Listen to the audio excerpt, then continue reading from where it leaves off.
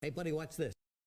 Hello, Regis Kilbin is the name, and Hearthstone is the game, and these are my tips for beating the Evolve Token Shaman deck that is currently taking over the ranked ladder. There are Token Shamans basically everywhere. It's once again the era of Shaman, it seems, even though there are still a lot of mages and paladins, and a pretty good class diversity overall in the Journey to and Grow meta. Token Shamans continue to rise, and it's the deck I see most commonly facing off against me. Now, if you're not familiar with Token Shamans, you probably haven't been playing a ton of Hearthstone, but just to quickly review the deck, essentially it's a Shaman deck that utilizes a lot of lower cost minions that help them swarm the board, and then uses tools like Evolve to buff those minions up, and also tools like Devolve to debuff your board, presenting some pretty big swing opportunities and very frustrating experience for opponents trying to keep all that junk off the board and stabilize, and they continue to just reload on the back of even stronger late game curves with things like Doppelgangster into Evolve, or just a swarm of Jades thanks to Eye of Blackpaw and various other Jade tools available to Shaman. All in all, it's a very high win rate deck, somewhat difficult to play against, so I think it's helpful if I can identify some tips to make sure that you're doing all the things you need to do to beat Evolve Token Shaman as consistently as you can, because if you start to do that, you're going to be winning more games in the ladder, you're going to be ranking up faster. Who knows, you might even be able to climb your way all the way to Legend. So let's go ahead and jump into some of these tips for how to beat this troublesome deck. Starting off with my first tip, this one is that you need to know the magic numbers to play around that are available to the Shaman, particularly in the early game when you're looking to stabilize some minions of your own so that you can trade into their swarm of stuff. You need to know what is available to them. For instance, going into 4 mana, they have access to Jade Lightning. So if you play a 4 health minion, they're very efficiently going to be able to deal with that 4 health minion as long as they have that 4 mana accessible. So if you can, maybe sneak out a 4 health minion on turn 3 if they don't have the coin, so that you know it's able to stick around for a turn or two, or maybe hold one until turn 5 so that it's a little bit more awkward and they have to float a mana. You can also look at things like Jade Claws, for instance. If you play a 2 health minion, there's a good chance they're going to have that Jade Claws there to answer it.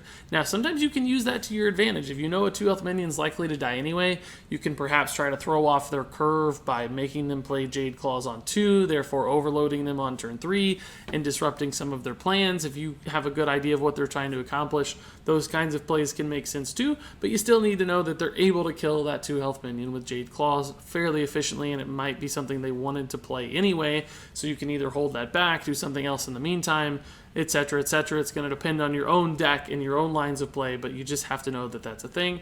Another important card to play around is Flame Tongue Totem. If they have a couple minions on board, you can really easily do the math on how Flame Tongue Totem is going to buff any of those given minions based on its positioning. So, for instance, if you play down a 5 health minion and they have 2 0 attack totems, you might be good to go because the Flame Tongue Totem could only buff those to 4 total attack. But if they had, say, a Firefly on the board, suddenly they have 5 attack. So start to do that math and how your minions line up against potential gains they have from Flame Tongue Totem. There's also Bloodlust, which is typically used as a finisher, but also could be utilized to trade into your board, particularly if you have taunt minions in the way that they know they need to clear at some point anyway to win the game. There you go. One last thing as far as magic numbers, do remember that they don't have very much burst in hand damage. They have to do most of their damage from the board. There are 2 Jade Lightnings and 2 Jade Claws that I've already talked about, so it is possible for them to get a little bit of reach, but if you know they've already used some combination of those cards, you can probably measure out just how much damage is available, so you may not need to heal yourself if you can focus instead on board presence if you know that you're safe. That's just another important number to keep in mind. So start to recognize the cards that are in their list, how those cards interact with the health total of both yourself and your minions, and you'll go a very long way for playing around what they're trying to do. My next tip is a pretty simple one, and that's that you should always keep track of how much Thing from Below is going to cost. That is a card they tend to run, first off, because sometimes it's just a really cheap tempo body. A 5/5 taunt for 0 mana is ridiculous at any point in the game, but it's also a really good evolve target because it's a 6 mana minion that can sit out there for a turn or two, absorb some hits, do some damage, and then they can still sometimes evolve it for that really big 7 mana minion swing potential where they get even more value out of it. But regardless, you can really easily keep track of how much it costs based on how many totems they've played. And don't forget to count Primal Fin Totem, which is a very common card in these lists, and it is in fact a totem that discounts Thing from Below. Another reason this deck has so many strong internal synergies, but between Flame Tongue Totem, Mana Tide Totem, Primal Fin Totem, and of course the Hero Power Totems as well, they can really quickly get the thing from below discounted quite heavily, but you need to have that number in your mind so that you know when they're able to do that, and that can change things like how you would use a brawl, for instance, or how you'd use some sort of lower damage area of effect. For instance, you might need to save Dragonfire Potion versus Holy Nova depending upon how close they are to a thing from below. If you know there's no chance they're going to play a thing from below, you might be okay to use your Dragonfire Potion. If you're expecting it to come out, you might have to hold a Dragonfire Potion to ensure that you can also kill that thing from below. That's one specific instance, but every matchup and every deck, no matter what you're playing, is going to have different interactions. For instance, say you're playing a really hyper-aggressive deck like Token Druid, and you need to know whether or not you're going to be able to get through for lethal damage. Can they play Thing from Below next turn? Is that a possibility? Is that a taunt that's going to get in my way? Do I need to save a Swipe or a Savage Roar to clear that taunt? All kinds of interactions, but if you have that number in your mind, it gives you a lot more information about what you can do over the next turn or two. Now, beyond a turn or two, it can get really difficult to predict because you don't know what's in their hand, and they might be able to play a couple cheap totems and still get it out. But often, just that next turn or the turn right after that, you can get some good idea if that's a likely card for them to play, and that can really have a big impact on your decision making and give you more outs and more options. As long as you have that information, you'll start to make better decisions. My third tip is that you need to know when to keep minions off the board. Now, a vast majority of the time, that tip could very simply read, keep minions off the board all of the time, because this is another one of those hyper-aggressive decks that's very dependent on board presence. And as best as you can, you should be keeping minions off the board because this deck has a lot of ways to utilize minions on board. It's not just the evolve value, but it's also things like Bloodlust and Flame Tongue Totem, of course. So the more junk they have out there, the more they can tend to utilize it in really negative ways to you. So most of the time, you want to clear the board. You want to make trades. You don't want to let stuff sit and let them dictate the trades. Even if it doesn't look hyper efficient, often you're going to be better off making some slightly inefficient plays just to keep their board in check. But there are those instances where you should have a good sense of when you might be able to leave stuff out there. For instance, if they've only got 4 mana and they have 5 minions out there and they all have either 0 or 1 attack, it's all the Fireflies and the Mana Tide Totems and Hero Power Totems, that's not actually that threatening of a position, particularly if you know that you have some sort of answer. Say you have a Brawl in hand, or you have some sort of solid mid-game AoE effect that can clear all that stuff in hand. You might be okay to just leave those out there. You know you're not in danger of Bloodlust damage. Even if they play a Flame Tongue Totem or 2, that stuff's still going to get cleared up in your big AoE spell. So you have to be a little bit measured occasionally, just letting them overextend to some extent so that you can answer it. Now there's some balance there. You have to make sure you don't take too much damage or sacrifice your own board or let them hit some kind of crazy evolve. But often, even if they evolve a lot of that small stuff, you're still going to have the right kind of answers to get through most of it anyway, just dependent upon the board state and what you know. Brawl, for instance, doesn't care about evolve. The mana cost of any given minion is irrelevant if you're about to brawl. Same thing might go for weapons. If you have a 3-attack Fiery War Axe, there's a good chance it will kill most 1-drops and 2-drops. So if they're going to evolve a 1-drop into a 2-drop, doesn't matter, you're probably going to have a very, very good chance of killing that minion regardless. So you might be able to let things slide for a turn or two while you develop some sort of other later mid-game game plan or some answer on following turns. So most of the time, clear the board. If you've got something in tow, like something ready to go, where you know you're going to kill them soon or answer the board regardless, maybe you let them develop the board. It's just important to know when those opportunities arise. Keep an eye out for those opportunities and think far enough ahead that you can make those split-second decisions and reach for those extra just few points of value here or there that might make the difference between winning and losing a game. For my fourth tip, I actually got into this one a little bit on that last point, but essentially there are a lot of different ways in some games and some matchups where you can influence the shaman's plays, particularly around evolve, to use them to your advantage. Much like I just described in that previous point, for instance, if they have a bunch of little stuff and you know you still have some sort of answer to it, it's probably okay to let them evolve that. And not clearing the board, not making trades, letting them think you don't have an answer might be the thing that convinces them to go ahead and evolve now Instead of, for instance, maybe saving that evolve for the big doppelgangster turn in the future that you might not have an answer to, because those minions are going to have much higher health totals and be much more annoying. On the other side of that coin, sometimes you might still have an answer for a doppelgangster evolve. Say you're running Brawl as a warrior. I keep going to that example, but that's just because it's a good one. Or maybe you're running Vanish as a rogue, right, because you're a quest rogue. That's another good example. These are the sort of catch-all AoE removals where the health of the minions doesn't really matter at all. In those instances, if you have those Brawls or Vanishes, you might actually want to clean up that board early and then save your really big Brawl or Vanish for that Doppelgangster evolve turn in the future. So dependent upon what you have access to and dependent upon how you think you can answer whichever big evolve turn they go for, whether it's early to mid game or maybe one of those super late game evolves, you can kind of let things go in a path that convinces them, okay, he's not removing my stuff, I have 5 minions, I might as well evolve at this point, I'm going to get tons of value. Now, a great player on the other end will recognize that they're playing a rogue who has Vanish, and they're playing a warrior who has Brawl, and they might not play into that, but you still might as well try, and still, most of the time, people aren't going to be smart enough to make those reads, and they'll sort of play right into your hands without even realizing it, just because they're making the most logically sound play based on the information they have available, and that's what most of us do in Hearthstone, right? So there's just subtle ways from time to time, trading into stuff when you want to clear up those early boards, letting it go when you want to blow it up later with some sort of catch-all answer.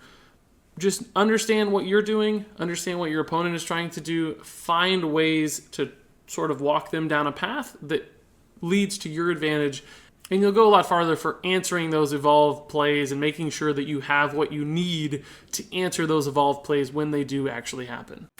And then for my fifth and final tip, this one's kind of on the other side of that coin, and that's around devolve, because devolve is an answer they're going to have for you too. And often when you think you're getting ahead or think you're stabilizing in these matchups, they can throw out a devolve that just ruins your board and ruins your dreams and puts them back in a position to win. So you have to be really careful how you play against devolve. For instance, a paladin who throws out a Tyrion and a minion with spike-ridged steed is just asking to get devolved because they have two really high-value silence targets on the board, right? Both of those are great to be silenced and great to have their mana cost reduced. Particularly, Spike-Ridge Steed gets destroyed by devolve. But you also don't want to lose your Tyrion buff because, of course, the Divine Shield, the Death Rattle effect are so strong. Even the Taunt gets devolved as well. And you might lose stats at the end of the day, too. So they're both terrible targets to get devolved. You should probably never play both of those against a Shaman unless you just have no other chance at survival and you have to play your routes. But for instance, instead of maybe following up a Spike-Ridge Steed with a Tyrion, you could follow it up with an Ivory Knight. And an Ivory Knight is a minion that's great to get devolved because it already had really low stats in the first place. So if it gets devolved into a 5 mana minion, often it's going to gain in stats based on what the base Ivory Knight minion is. So in that case, you're splitting your resources in a way that they're certainly going to get a good devolve off against your Spike-Ridge Steed, but at least you're getting something in return and you're not going all in to get punished by devolve. Now, there's not going to be perfect board states all the time where you can do this, but it's certainly something that you need to keep in mind, where you say to yourself, if they hit a devolve on all of the things I'm about to play, am I just going to lose the game? Am I going to lose all of my valuable resources and have no outcomes and no positive outcomes in the following turns that put me back into this game or keep me in this game? And if so, can I change how I play things and think about this in the next turn or two about how I line up my resources so that they don't hit quite as monstrous of a devolve? Can I Spike-Ridge Steed and then Ivory Knight, and then by the time the Spike-Ridge Steed is dealt with, I can finally play Tyrion, and then so on and so forth instead of playing them right in a row. And it's not just Paladin, of course. All kinds of matchups have those things. For instance, with Token Druid, you might have to be very concerned, for instance, about living mana and how you utilize living mana against Evolve, because if they devolve your living mana, you can get absolutely destroyed. So that's another thing you have to manage. Maybe you don't even play it at all if you have other plays, because you know you have to bait out the devolve before your living mana in order to make it work. And to really get this right, it goes beyond just on-card effects, but if you want to think about this at a very detailed level, you should also be thinking about the stat allocations of the minions you play into potential devolve situations. For instance, let's just say you're playing a shaman and you play Mana Tide Totem. That's a 0/3. If that gets devolved, it's going to gain stat value because it's going to go to a 2-drop, which on average will be about 2/2 in stats, right? So you'll go from 3 total stats to 4 total stats. You lose the potential card draw, but you gain some sort of onboard stat advantage, and you have the potential to roll even higher with 3/2s and so on and so forth. So if you're in a matchup where you're really concerned about board presence and less concerned about card advantage, you suspect the devolve is out there, you've got a lot of other great devolve targets, playing something like a Mana Tide Totem could actually advantage you because you gain stats, which are more important to you than the cards. There are lots of other scenarios where there are high-cost cards with low stats. Ivory Knight was my other example. You can find 1,000 more in every different deck.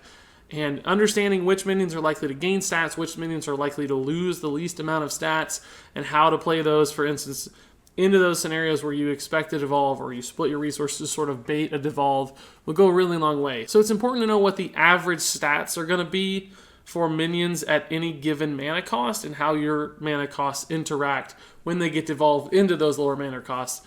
So that's something that you can look up. For instance, there are tables online. You can go Google and find that. If you're equipped with that information, you're going to be able to make much better decisions about how to play into devolves, which are eventually inevitable in these matchups. Now, of course, you don't know when you're going to get devolved, and your opponent gets to make decisions too. They don't have to devolve your board. But if you're playing boards which are less enticing, and you're playing around devolve, they're never going to have that perfect opportunity. So that's just as important as the actual devolve getting casted upon you and it failing, is just disrupting your opponent's plans, creating a lot of friction in their gameplay decisions as well. It goes almost as far as actually countering the devolve when it really happens. So even if you're not seeing the results of this necessarily, you can trust that it's still actually making an impact on how the game unfolds because you're creating problems for your opponent. And there you have it. Those were some pretty in-depth tips, I think. I had a lot to say, but there are actually a lot of surprisingly complex, small little decisions and interactions in this matchup that go a really long way towards winning or losing it. And sometimes if you're playing against a great opponent, you might just feel a little bit helpless, but if you do take these tips to heart and put them into your play, I think you'll see some results. You might not realize it in any given moment, but your win rate will suddenly start to climb. You'll win a game here, win a game there that you otherwise would have lost, and before you know it, you're gaining ranks that you otherwise wouldn't be gaining, and that is how you incrementally improve at Hearthstone. That's how you become a good player. So all of that said, I'm sure you guys also have some tips that you've found are really helpful against Token Shaman, maybe some matchups and decks you like to run to beat this deck. I'd love to hear all of those in the comments below. But until then, thank you so much for watching, and until next time, game on.